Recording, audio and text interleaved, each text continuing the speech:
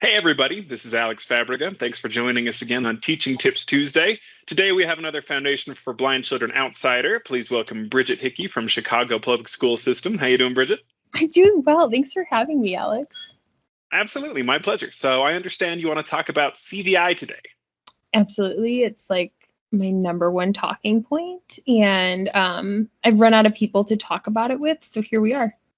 I am absolutely pleased that you'll talk about us with CVI. So first question, what is CVI? So cortical visual impairment or cerebral visual impairment, and that is a brain-based visual impairment. And as a TVI, we usually get those ocular-based, but in the brain.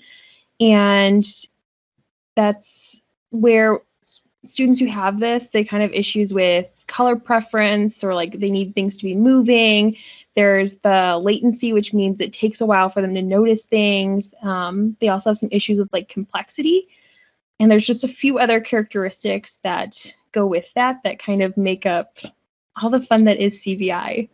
Okay, and CVI is pretty complicated. I mean, the brain is very complicated. So it's not just one clean, that's where the CVI is. It could be so many different specific things. Right, yeah, and I feel like we're still learning so much about the brain that like we don't know everything that we possibly can about this. And like that's kind of what makes it cool. We're kind of like on the forefront. Absolutely. We're just ready to go.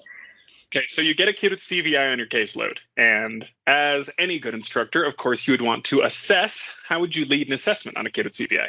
So there's a few different ones, and I'm just like whole child all the way. I'm going to start with the range. I call it the OG. We're going to start doing that, and that's really going to look at like those 10 different characteristics, and then it's going to break them up into 3 different phases. So we have phase 1's like you're building that visual behavior. Phase 2 is like you're pairing that vision with some type of movement and like purposeful functionality. And then phase 3 is like close to like near normal vision. You're resolving just like whatever behaviors you might still have left. So I'm definitely going to start with that one, but then also kind of just doing That's a lot the of Roman landscape assessment, right?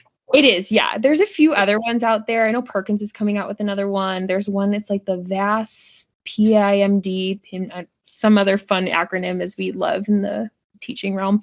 And then I just think that like sitting and observing is so important, and kind of just like taking those notes, like what did I try? What worked well?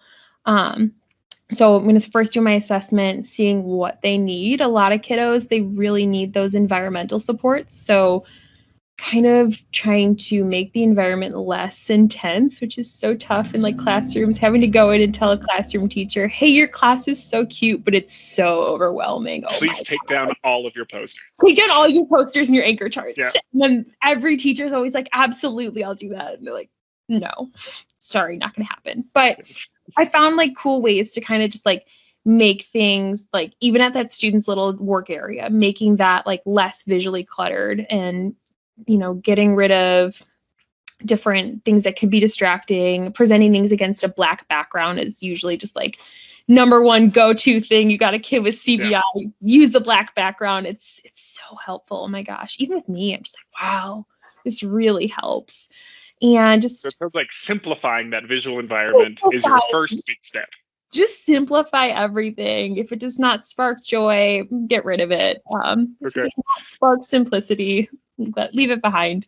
And you really do see, like, if you're doing those like basic things, you can definitely see like an increase in visual behavior, and that's going to like guide you in a way to like, what else can we do? What can we add on top of that to like help this child see better in class, see better at home, see better outside? What are the things that we can do to really help them start using that vision? Okay. Yeah. Could you give me a top 4 best tips for environmental modifications for a student with CVI?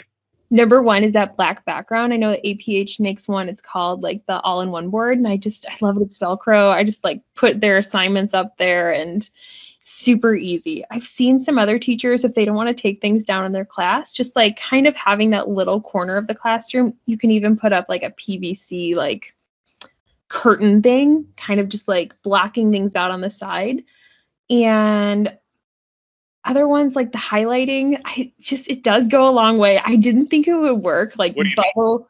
So like using that kid's preferred color, like kind of like use red and yellow. And I've had kids who are like lime green or like purple or whatever, but just finding that color that's really going to draw their attention to where they need to be looking. And that's really going to help them with a lot of different things. We've taught kids how to read, teaching kids how to like do math, just like basic highlighting.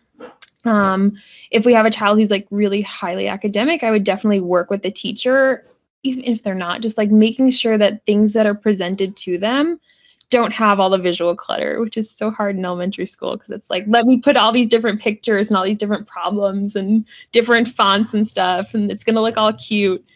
And I think that's just like a really big learning curve for a lot of like teachers because they're just taught, make it cute. And it's really just like, you can make it boring. It's okay. Make it simple. Yeah. Just make it simple. So like simplifying, like anything that goes home, worksheets, stuff like that.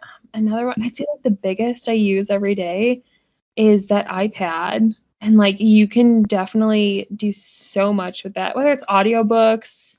Audiobooks even now have like, you can make the backgrounds black, you can make the fonts different colors, or, you know, just kind of being able to bring those pictures a lot closer to them. So maybe they're looking at the class is looking at something, maybe they have a copy of the book next to them on their desk and they're able to just kind of like focus on that one thing. I've noticed what's been helpful with some of my kiddos is kind of going through whatever book they're reading in class, like taking a picture of the pictures in the book, but then like blacking out everything that's not important and just focusing on like the most important part of that story. Okay. You can definitely. That's good. Yeah. You gave us a bonus tip at the end. Yeah, that was good. All right, you guys owe me for that one. All right, and then I have one last question for you before you're done. Okay. What is your favorite part of your job? Obviously the kids. We just have fun all the time. I wake up and I'm just like, I want to be the best teacher ever, and I just want to have the most fun day, and then we go and we do it. We just have a good time because they're going to smile. They're going to be all excited. And they're like, we did this fun thing today. And I hope that they remember that. And I hope that they go tell people about it. And that's it. Those kids. All right. Well, that's a great answer. Thank you so much for coming to talk to us about CVI, which is such a complicated and nuanced and somewhat obfuscated topic, I find. Thanks for demystifying it for us. I feel like we covered it all in this short amount of time. Don't need to do any further reading or learning. This is it. Just kidding. Oh my God. Please read more. It's absolutely valuable to read more. All right. Well, thank you very much, Bridget. You are welcome. CVI is not. Thank you. Yeah, but thank you very much, folks at home, for giving another watch to Teaching Tips Tuesday. If you have any specific questions about anything related to the field of educating people with visual impairments, please leave a question into the comments, and I will try and find an expert who can address that topic for us. All right. Have a great week.